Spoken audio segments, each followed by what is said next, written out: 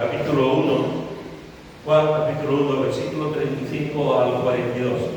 Juan capítulo 1, versículo 35 al 42. Y dice así: el siguiente día otra vez estaba Juan y dos de sus discípulos, y mirando a Jesús que andaba por allí, dijo: he aquí el Cordero de Dios. Le oyeron hablar los dos discípulos y siguieron a Jesús. Y volviéndose Jesús y viendo que le seguían, les dijo: ¿qué buscáis? Y ellos le dijeron: Rabí, que traducido es maestro, ¿dónde vives? Les dijo: venid y ved. Fueron y vieron donde moraba, y se quedaron con él aquel día, porque era como la hora décima, es decir, las 4 de la tarde. Andrés, hermano de Simón Pedro, era uno de los dos que habían oído a Juan y habían seguido a Jesús. Este halló primero a su hermano Simón y le dijo: hemos hallado al Mesías, que traducido es el Cristo. Y le trajo a Jesús, y mirándole Jesús dijo: tú eres Simón, hijo de Jonás, tú serás llamado Cefas, que quiere decir Pedro. Durante estas últimas semanas hemos estado compartiendo, hemos estado viendo algunas de las cosas que nos enseña acerca de la palabra de Dios, acerca de las misiones. Hemos estado varios domingos compartiendo, aprovechando el día de las misiones, en realidad siendo el mes de las misiones, porque hemos estado compartiendo acerca de las misiones durante todo este tiempo. Es interesante que y quiero hacer un parón aquí antes de pasar al texto. La primera canción que hemos cantado, la de Orar por España, esta es una canción de Marcos Vidal. Marcos Vidal, que es uno de los cantantes más conocidos, no solamente aquí, sino en Hispanoamérica también. Esta es una canción que lo que la compuso él hacía muchísimo tiempo, de hecho, en el siglo pasado, y aunque es un hombre joven. Y es interesante, esta canción hace un homenaje, da un homenaje a todos los misioneros que han venido a este país, a todos los misioneros durante el corto plazo, a lo mejor 2 semanas, o 2 años, o 12 años, o 22 años, o 50 años.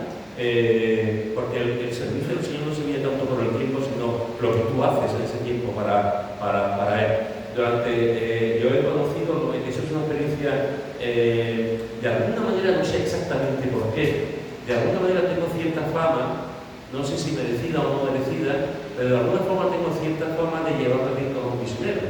No sé de dónde viene eso, pero tengo esa fama, hay una cierta fama de gente. De hecho, han venido hace unos meses, vino a casa un pastor de Cádiz, de San Lucas concretamente, para pedirme opinión y consejo sobre cómo se colabora con los misioneros.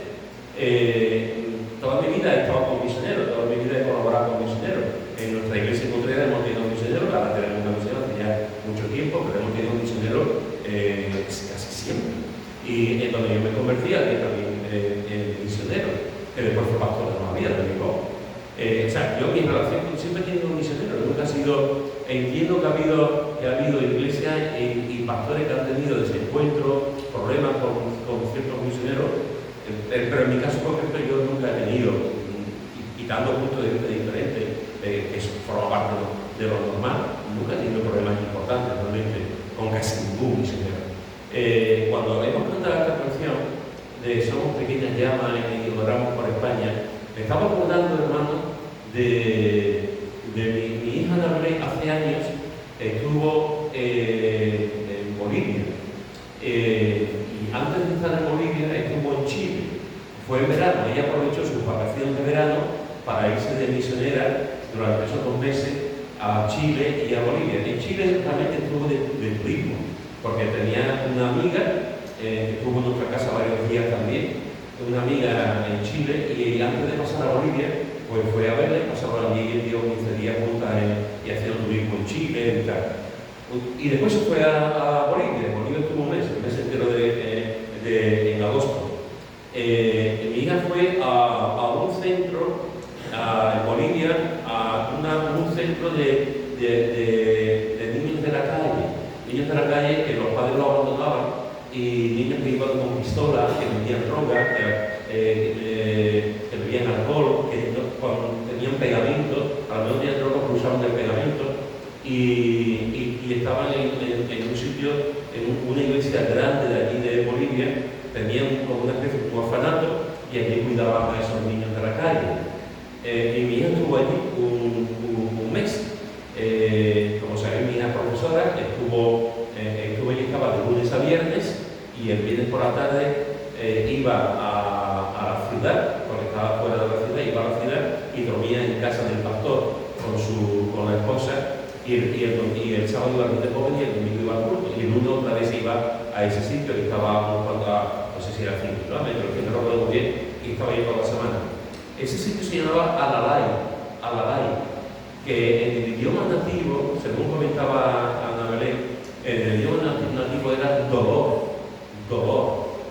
porque la persona que inició aquel movimiento de ayudar a los niños, le dio dolor de ver la condición de los niños en la calle. Pero no quiero hablar de eso, que eso lo puedo hablar otro día. Lo que quiero hablar es que cuando ella vino de Bolivia, me dijo, ¿sabes una cosa, papá? Digo, ¿qué, hija? Dice, cuando estuve en Chile, en la iglesia de mi amiga, que fuimos al culto, en la iglesia de mi amiga, en Chile, había un anuncio súper grande en uno de los laterales de la iglesia que ponía, oramos por España. En Chile. Oramos por España.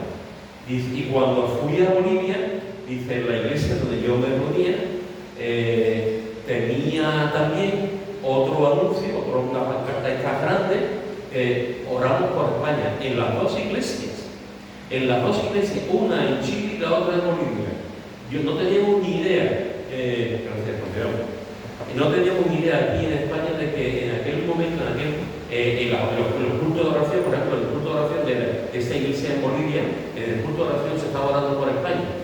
Y cuando hemos cantado esta canción, me he acordado de ello, porque a veces ni los propios españoles oramos por España.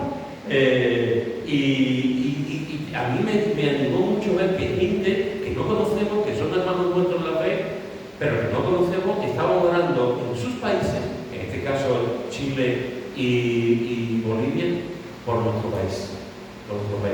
Eso es una bendición. Y me consta que hay mucha gente, no solamente en Hispanoamérica, sino en otras partes también, que también están orando hace mucho tiempo por España. Y eso nos debe animar a seguir orando por España, a seguir intercediendo por España, a seguir clamando por España, para que realmente este país conozca a Cristo y este país se ponga de rodillas delante del Señor. Bueno, cierro el paréntesis, he acordado, cierro el paréntesis y volvemos al texto que acabamos de leer. Es interesante porque fijaros que estos primeros tres versículos, dice, el siguiente día otra vez estaba Juan y dos de sus discípulos, y mirando a Jesús que andaba por allí, dijo, he aquí el Cordero de Dios. Le oyeron hablar los dos discípulos y siguieron a Jesús. Es curioso porque fijaros que hay un momento en la vida de Juan el Bautista que está paseando, está en la calle, está con dos de sus discípulos, y yo no sé lo que estaban haciendo, no dice el texto lo que estaban haciendo, si Juan estaba dando un discipulado, si estaba hablando con ellos, si estaban orando, si simplemente estaban paseando, si tenían una pequeña reunión, si estaban comiendo, no sabemos muy bien. Lo que sabemos es que el siguiente día otra vez estaba Juan y dos de sus discípulos. Y nos dice que mirando a Jesús que andaba por allí, dijo, he aquí el Cordero de Dios. Es interesante porque en este versículo se nos dicen dos cosas muy importantes. Una tiene que ver con los ojos y la otra tiene que ver con el oído. Fijaros que dice, y mirando a Jesús que andaba por allí. Es interesante que hacía eso por allí, porque el día anterior también lo había visto. Dice en el versículo 29, dice, y el siguiente día vio Juan a Jesús que venía a él y dijo, he aquí el Cordero de Dios que quita el pecado del mundo. Y al día siguiente vemos que otra vez están allí, están en la calle y contemplan a Jesús. Y es interesante porque lo que hace Juan Bautista es que mira a Jesús. Se queda mirando a Jesús. Jesús no sé si estaba paseando o Jesús iba ya sabiendo lo que iba a ocurrir, sabiendo que aquel momento era ya el momento de buscar los discípulos y el momento en que Juan el Bautista ya tenía que ir desapareciendo. Sea como fuese, en aquel momento allí están están allí y Juan el Bautista se queda mirando a Jesús que andaba por ahí. Esto es lo primero que hace Juan el Bautista, mirarlo. Y cuando tú lees un texto como este que Jesús mira a Juan el Bautista, inevitablemente, por lo menos en mi caso, inevitablemente te vas a Hebreos.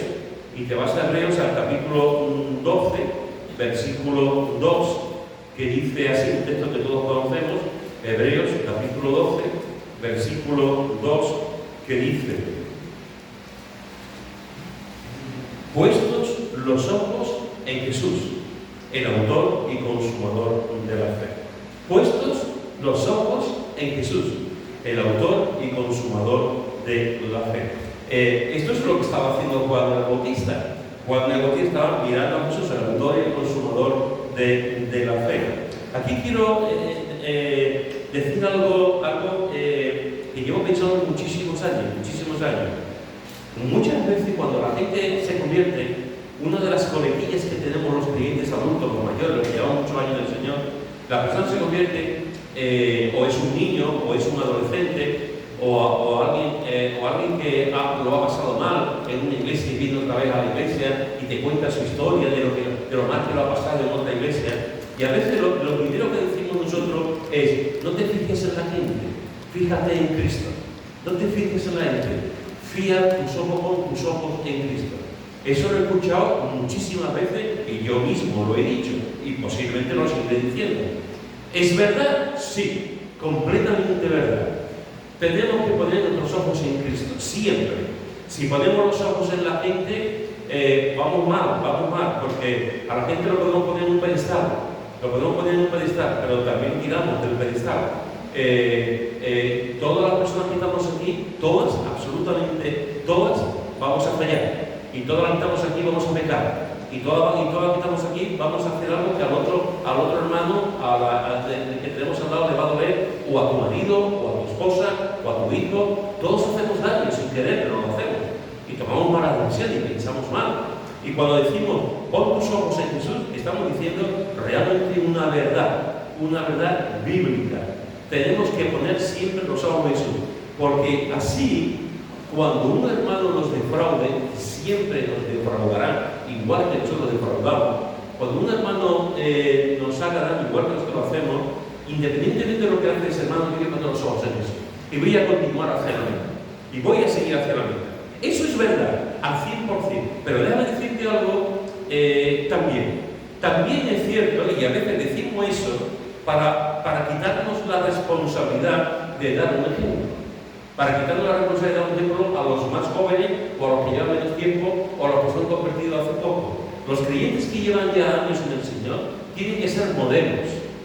El apóstol Pablo, no una vez, ni dos, ni tres, ni cuatro, el apóstol Pablo en 6 o 7 ocasiones dice: imitar a Cristo como yo lo imito a él.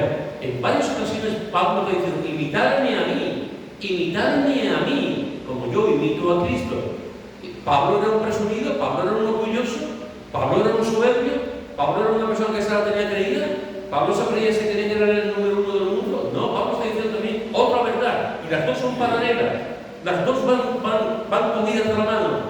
Tenemos que fijarnos en Cristo, tenemos que acudir a Cristo, y todo lo que nos aliena a Cristo es pérdida de tiempo, porque siempre habrá alguien que nos haga daño, alguien que no nos salude. Las iglesias están llenas de gente que se han ido porque alguien no le ha saludado. Porque me han hecho un daño, porque estaba a su lado y me han hecho así, porque mil cosas. Tenemos que poner nuestros ojos en Cristo. Amén. Pero no descarguemos nuestra responsabilidad, nuestra madurez. No echemos algo más allá de lo que debemos de echar, porque tú y yo también tenemos una responsabilidad. Lo suyo, lo ideal, es que tú puedas decirle al levantarte aquí y decir: imitarme a mí, pero no imitarme a mí por lo que yo soy, no imitarme a mí por mi capacidad, no imitarme a mí por lo bueno que puedo hacer, lo malo, no, imitarme a mí porque yo imito a Cristo. Los maduros, los hombres y mujeres en la iglesia, deberíamos decir, aquellos que ya llevamos años, deberíamos decir: imitarme a mí. Y claro, algunos se puede escandalizar: ¿cómo se puede hacer? Nada más que tenemos que mirar a Cristo. No. Pablo lo dice, invitaron a mí, pero Pablo da una razón teológica. Pablo está diciendo, invitaron a mí como yo invito a Cristo. Y eso es lo que debemos decir nosotros. Nosotros deberíamos decir sin ningún tipo de vergüenza, sin ningún tipo de... con una vida consistente, en una vida de fe, en una vida de entrega, en una vida de oración, deberíamos decir, invitarme a mí. O sea, estoy intentando dar ejemplo. Estoy intentando dar ejemplo a los creyentes que vienen antes, a los creyentes de ahora, incluso a los mayores que yo. Que mi vida sea una vida donde la gente se fije. Donde la gente se fije. Una vida que la gente diga, yo quiero vivir como esa persona. No porque esa persona viva una vida religiosa o una vida de obra, no, porque esa persona, su deleite es vivir para Cristo. Su deleite es andar como Cristo. Su deleite es gloriarse en Cristo. Su deleite es fundirse en Cristo. Y su deleite es contemplar la gloria de Cristo. Fijaros que lo primero que hace Juan el Bautista es mirando a Jesús. Mira a Jesús, mira a Jesús, mira a Jesús, mira a Jesús toda tu vida. Contempla a Jesús. Contempla a Jesús cuando nació, contempla a Jesús en su vida, contempla a Jesús en la cruz, contempla a Jesús en la resurrección, contempla a Jesús en su ascensión, contempla a Jesús en la gloria, contempla a Jesús que está intercediendo por ti, contempla a Jesús que está haciendo una casa para ti, contempla a Jesús toda tu vida, toda tu vida. Cuando estés en cualquier lugar del mundo, en el hospital, en tu casa, en el trabajo, mira a Jesús siempre. Juan el Bautista ahora mismo está viendo allí que Jesús está pasando por aquellas calles, por aquel lugar, por ese sitio, como hizo el día anterior, y mirando a Jesús que andaba por ahí. Eso es lo primero que hace Juan el Bautista, mirando. Lo segundo que le dice, he aquí el Cordero de Dios. He aquí el Cordero de Dios. Lo mira y lo habla. Mira y lo habla, y los otros escuchan.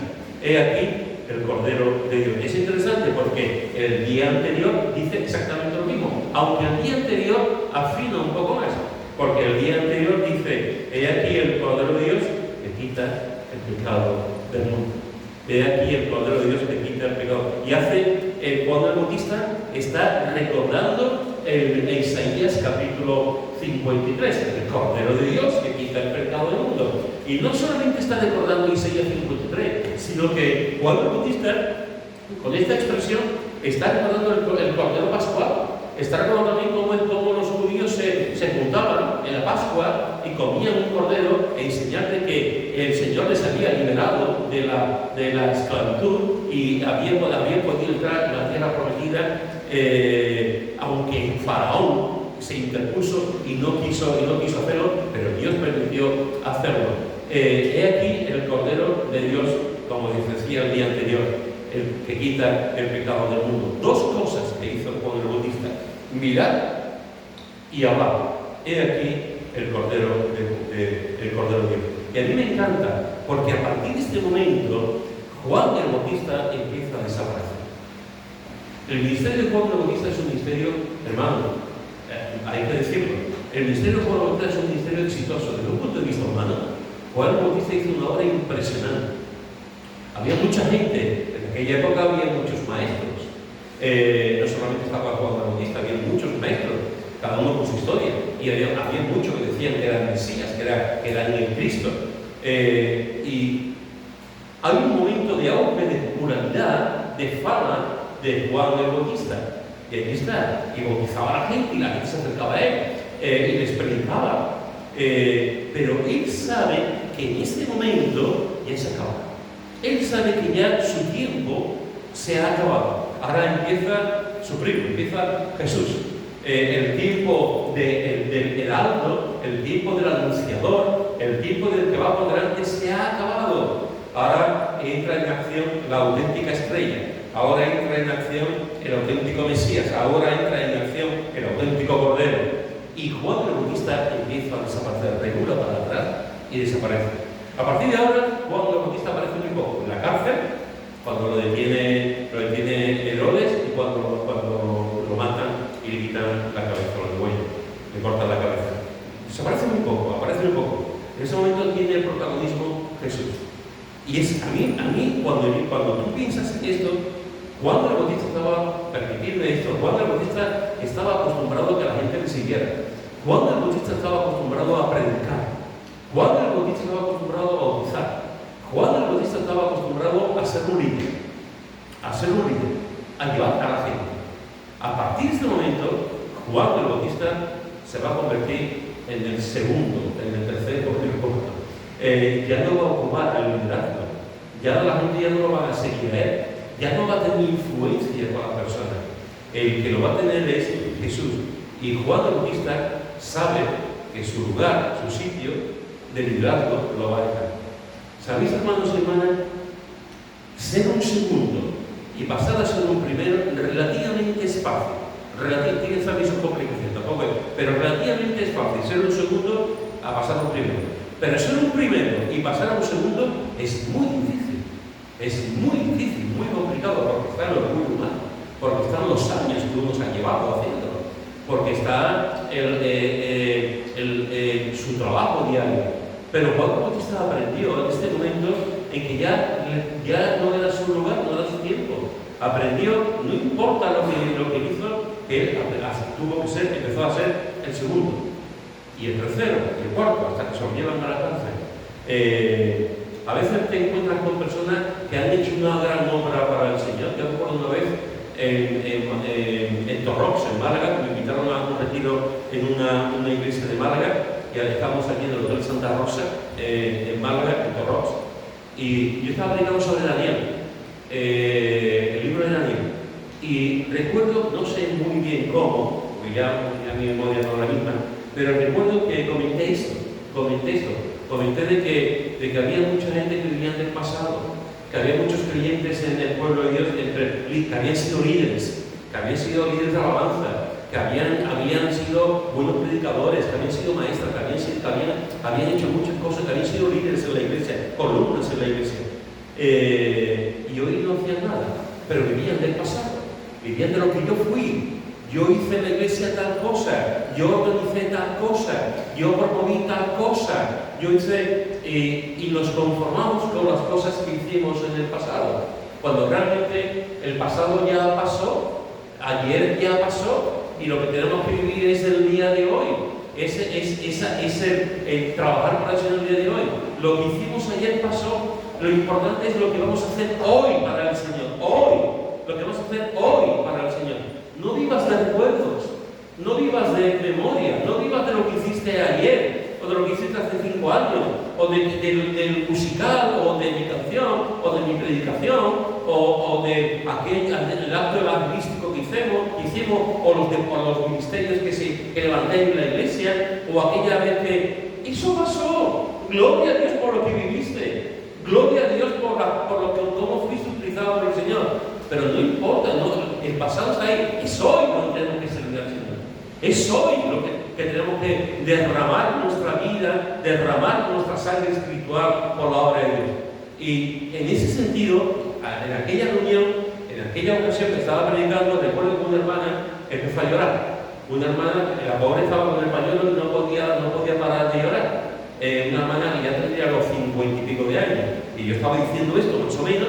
Y esta mujer estaba llorando. Cuando termina el culto, al ratito, se me acerca y me dice: yo era una de esas que usted ha dicho. Yo soy una de esas que vive del pasado. Siempre me he entregado a la iglesia, siempre he tenido ministerios en la iglesia, siempre he amado la iglesia, siempre han contado conmigo, he hecho un montón de la iglesia hasta que tuve un encuentro con algo, hasta que pasó algo con algo. Me imagino que sería con el pastor, con unos libros, lo que ocurrió. Hasta que tuvo un desencuentro y dejó de hacer cosas. Y vivía del pasado. Yo fui útil al Señor. Pero ya no vivía el presente. Y a veces te encuentras con creyentes así. Creyentes que dicen: yo he hecho muchas cosas. Y está muy bien, gloria a Dios por lo que hiciste. Pero lo importante es lo que tenemos que seguir haciendo. Pasar del 1 al 2 es muy complicado. Hay que tener mucha madurez. Es saber los plazos de los tiempos, saber que Dios también se mueve ahí, y saber dar orientación al que viene ahí y ponerlo en primer lugar, y además reconocerlo. Eso fue lo que hizo Juan el Bautista. Juan el Bautista podía haber dicho: he aquí el cordero que me va a quitar el lugar. Ahora todo el mundo se va a ir tras de él y yo me voy a quedar solo.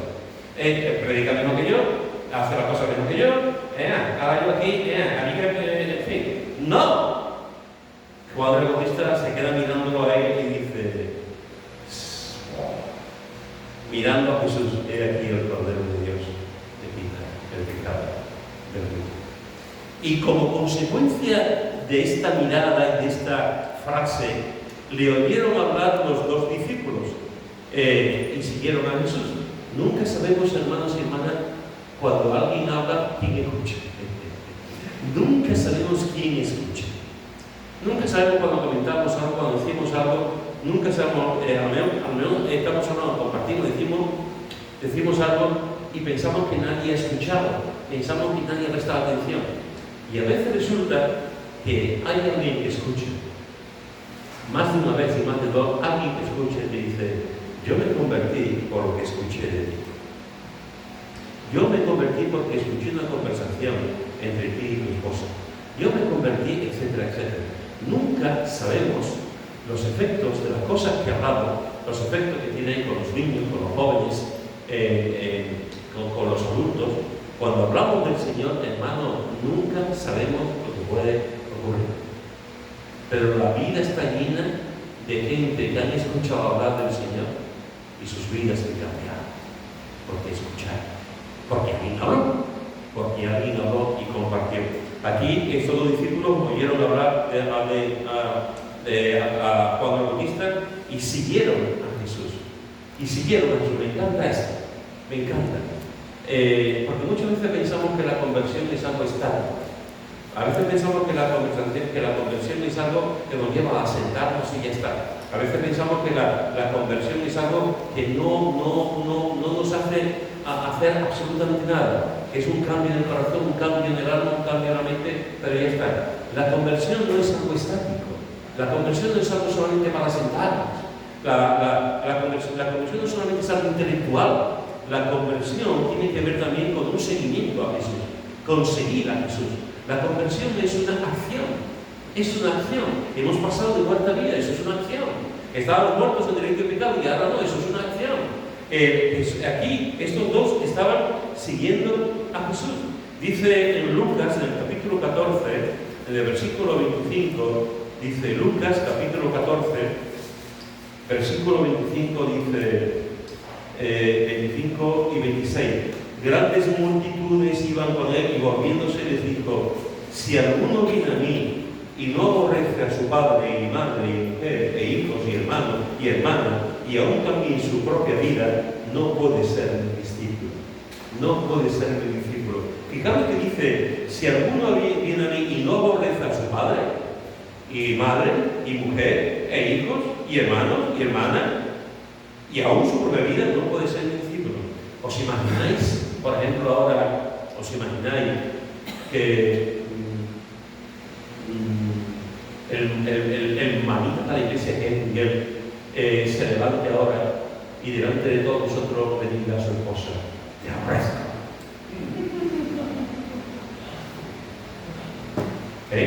Algo, levántate. No. ¿Lo imagináis que se levante y diga: te aborrezco? Y ahora mira para atrás y ve a sus hijos, los dos allí, su hijo durmiendo tranquilamente, sereno allí durmiendo, y Daniel allí con la dentro, y ahora se levanta él y le dice a sus dos hijos: os aborrezco. El dormir sigue igual, se desperta. Os aborrezco. Ahora vas a despertar. ¿Os imagináis eso? ¿Os imagináis que Miguel se levante y le diga a su esposa y a sus hijos: os aborrezco? Porque tengo que seguir a Cristo. Porque Cristo me ha dicho que os tengo que aborrecer. Qué triste, ¿verdad? O sea, Susana sí que tendría ese acuerdo. Susana estaría diciendo: vaya, eso es lo que quiere Cristo, que me aborrezca. Y sus hijos también estarían fatal. ¿Está diciendo Jesús realmente que para seguirlo tenemos que aborrecerlo? O que se levante también y le diga a su cuñado: Paulo, te aborrezco. Toda la familia. Sería terrible. Pero no es eso. Lo que está diciendo aquí Jesús no es un Dios que nos haga que odiemos a la gente, que aborrezcamos a la gente. Eso lo hacemos los seres humanos. El Señor no. En otras versiones realmente lo que pone, si alguno viene a mí y no ama a su padre, que es muy diferente, no ama a su padre, a madre, mujer, hijos, hermanos y hermanas, aún también su propia vida, no puede ser mi discípulo. Aquí el sentido no es aborrecer, aquí el sentido es que lo primero es Jesús. Lo primero es Jesús, lo primero es seguirlo a Él. Lo demás vendrá, pero lo primero es seguir a Jesús, es amar a Jesús por encima de todo. Porque si amamos más a mi cónyuge, a mis hijos, a mi hermano, si amamos más a la gente, estamos haciendo idolatría. El Señor dice, amarme a mí primero,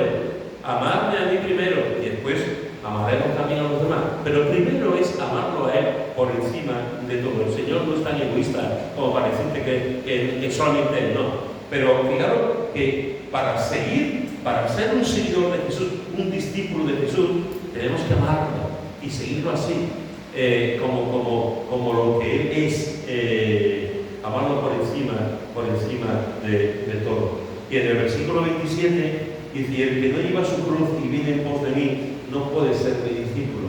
Y en el versículo 33, así pues cualquiera de vosotros que no renuncie a todo lo que posee, no puede ser mi discípulo. ¿Tú quieres seguir a Jesús?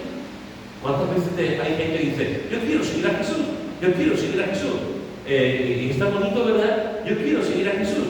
Pero seguir a Jesús tiene un coste enorme. Seguir a Jesús tiene un coste enorme porque vas a contracorriente de los valores del mundo. Y fijaros que para seguir a Jesús tenemos que amarlo por encima de todo. Para seguir a Jesús tenemos que llevar nuestra cruz. Para seguir a Jesús tenemos que renunciar a todo. ¿Tú estás dispuesto a renunciar a todo? ¿Estás dispuesto a renunciar a todo? A todo lo que posees, a todo lo que tienes. Y dice, el que no está dispuesto a renunciar a todo, no puede ser mi discípulo. Hoy día nos venden Jesús y. Y Jesús dice, no es Jesús y, es Jesús, punto. Es Jesús, punto. No es Jesús y alegría, Jesús y felicidad, Jesús y bendiciones, Jesús y dinero, Jesús y salud, Jesús y... No. Es Jesús, punto. Y renunciar a todo. ¿Estamos dispuestos a eso? Para seguirle, porque lo más hermoso que tenemos nosotros como creyentes, hermanos y hermanas, es seguir a Jesús cada día. Seguir a Jesús cada día. Dice en el versículo 38 y 39, y volviéndose Jesús y viendo que le seguían, les dijo, ¿qué buscáis? Y ellos le dijeron, Rabí, que traducido es maestro, donde mora. Les dijo, venid y ved. Y fueron. Y vieron dónde moraba. Se quedaron con él aquel día porque era como la hora 10. Es interesante, porque dice que le oyeron hablar a los discípulos y siguieron a Jesús. Es curioso. Y al cabo de un rato, no sabemos el rato, no sabemos el tiempo, al cabo de un tiempo se vuelve Jesús y ven que le siguen. No me digáis que esto es una película de mismo, esto es una película de piedra. Lo que estamos viendo aquí es algo tremendo. Aquí, y hoy mañana, hay todos los discípulos. Una chica, mira, siguiendo a Jesús. Y Jesús es Jesús, que es Dios, se vuelve. Y está viendo a estos dos discípulos que lo están siguiendo, como si él no supiese que lo estaban siguiendo. Y volviendo, me encanta esto, me encanta. Porque Jesús podía haber seguido jugando a llevar como el gato y el rato. Hoy está con ella, y Jesús haberse reído de la ocurrencia de lo que estaba pasando. Pero Jesús entonces se vuelve. ¿Tú sabes la cantidad de veces que Jesús se vuelve a mirar? ¿Tú sabes la cantidad de veces que Jesús se vuelve para contemplar? ¿Tú sabes la cantidad de veces que Jesús hace así y te vuelve a mirar como que vio el primer día? ¿Tú sabes la cantidad de veces que Jesús fija sus ojos en ti? Aquí vemos que él, volviéndose, vio que le seguían y les dijo una pregunta tremenda. No voy a parar de esta pregunta porque posiblemente lo digo que viene voy a entrar más en esta pregunta. Pero fijaros que le dice, ¿qué buscáis? Esto es una pregunta importante, muy importante. Y todos los que estamos aquí deberíamos responder a esta pregunta. ¿Qué buscamos? ¿Qué buscan los incrédulos? ¿Qué buscan los que llevan pocos días de creyente? ¿Qué buscan los que vienen aquí sin querer venir? ¿Qué buscan los creyentes que están fríos, como el hielo? ¿Qué buscan los creyentes que llevan ya 40 años en el Señor? Porque cada uno estamos buscando un Jesús diferente. ¿Qué buscamos? ¿Qué buscamos? Y ahora que aquí dice Iglesia, ¿y qué buscáis? Y ellos respondieron, Rabí, maestro. Y le hacen otra pregunta. Es el momento filosófico, es entrar una pregunta y hacer otra. Ellos le preguntaron, ¿dónde moras? ¿Dónde moras? ¿Dónde vives? ¿Dónde vives? Y les dijo, venid y ved. Venid y ved. Venid y ved. Yo no tengo capacidad para predicar el Evangelio. Yo soy torpe de lengua para compartir el Evangelio. Yo no sé muy bien cómo usar la Biblia para compartir el Evangelio. Yo soy tímido para compartir el Evangelio. Esta mañana decía Lara en el culto de misiones que hemos visto esta mañana que uno de los mayores argumentos que tiene la gente los clientes, soy tímido para compartir el Evangelio. Soy tímido, no sé muy bien qué hacer para compartir el Evangelio. ¿Cuántas veces me he encontrado con esa realidad? Y que dice, es que me pongo nervioso, es que no sé cómo compartir el Evangelio. Es que me corto, es que me... ¿Sabes una cosa? Había un ciego que el Señor Jesús curó. El ciego no sabía absolutamente nada de cómo defender su teología. El ciego no sabía absolutamente nada de si Jesús era Dios, de dónde venía Jesús. El ciego no sabía absolutamente nada. Pero el ciego sabía una cosa porque el Señor Jesús le devolvió la vista. El ciego sabía que antes era ciego y ahora ve. Antes era ciego, antes no veía nada y ahora ve. A lo mejor no le digan más cosas porque acababa de conocer a Jesús. Seguramente dentro de un tiempo el ciego estaría más preparado para compartir más cosas, pero en ese momento lo que el ciego dice es una evidencia, es una realidad. Lo único que sé es que yo antes era ciego y ahora veo. Y eso es lo que tenemos que compartir, eso es lo que tenemos que hablar. Aunque si somos cortos, si tenemos vergüenza, si no sabemos cómo hacerlo, y somos tímidos, una cosa sé, que antes era ciego y ahora veo. Y además, mira, yo no sé muy bien explicarlo, pero ven y ve. ¿Cuánta gente ha venido a las iglesias porque alguien le ha invitado? A lo mejor no tenemos un don de lengua como de predicación, como Billy Graham o como Dante Gebel. El jueves pasado fuimos a ver una conferencia de Dante Gebel, un predicador argentino, fue muy bueno, ¿verdad? Charlie y yo fuimos porque nos invitó a Bondi y también estábamos allí, también Miguel y Susana también estaban allí y fue 2 horas y media hablando. 2 horas y media hablando allí. A lo mejor no tenemos ese don, no tenemos esa capacidad para estar hablando 2 horas y media, aunque en público. A lo mejor no podemos hacer eso, a lo mejor no tenemos, pero podemos decirle a nuestro vecino, a nuestro amigo, podemos decirle, ven y ve. Invitarlo a la iglesia, invitarlo a una reunión, invitarlo cuando no tenemos alguna comida, cuando hay algún bautismo, cuando hay una actividad, o un día normal. Ven y ve. Yo he visto son cosas milagrosas. Yo he visto en nuestra iglesia, he visto gente que viene, que los han invitado los miércoles al culto de oración. Y tú te pones y dices, al culto de oración lo vas a invitar.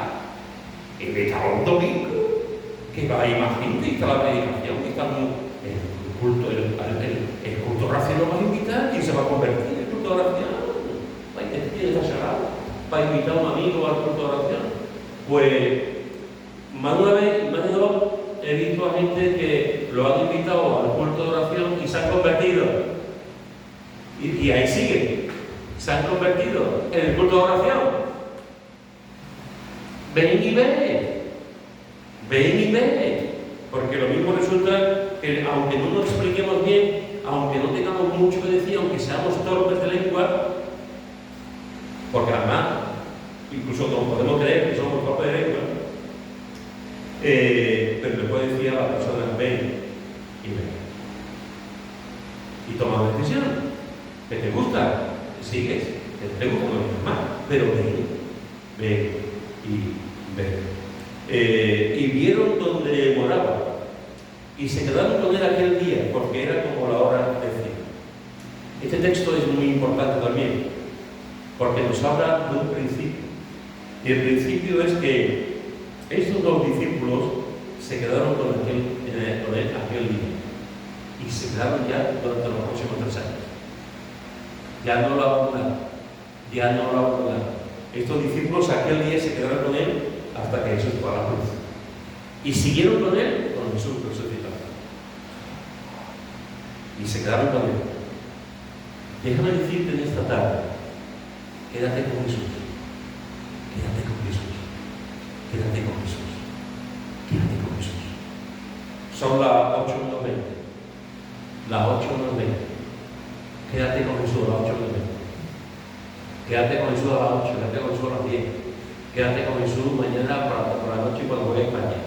Quédate con Jesús toda la vida, porque es lo más importante que vas a tener. Quédate con Jesús para siempre, como hicieron ellos. Andrés, versículo 40, Andrés, hermano de Simón Pedro, era uno de los dos que habían oído a Juan y habían seguido a Jesús. Este halló primero a su hermano Simón y le dijo, hemos hallado al Mesías, que traducido es el Cristo, y les trajo a Jesús. Y mirándole Jesús dijo, tú eres Simón, hijo de Jonás, tú serás llamado Cefas, que quiere decir Pedro.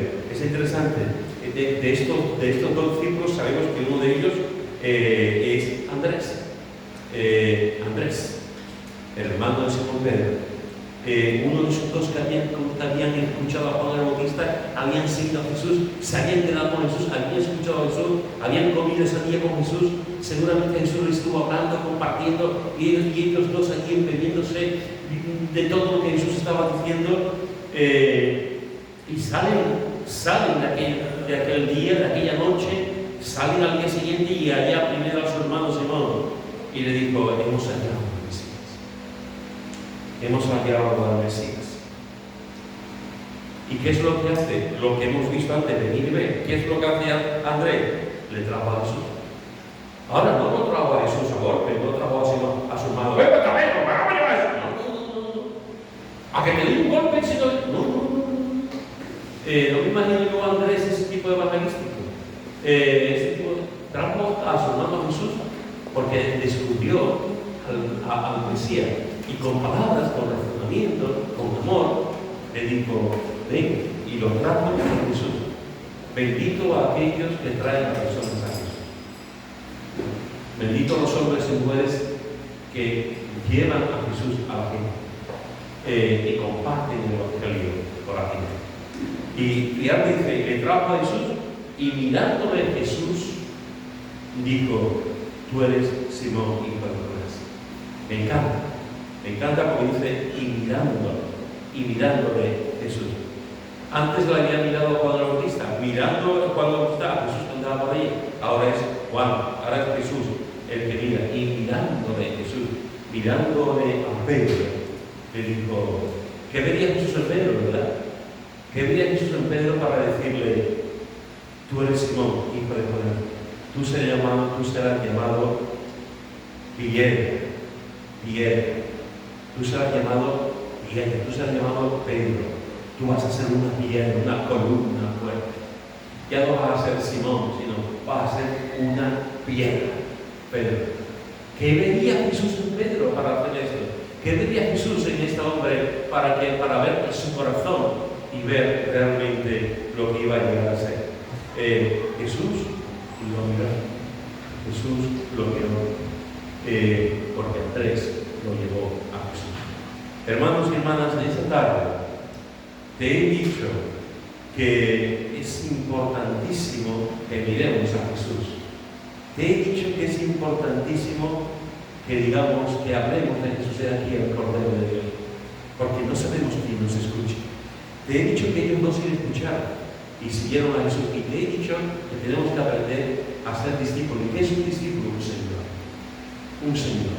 Y vamos a seguir a Jesús en la montaña, en el valle, en el río, en el fuego.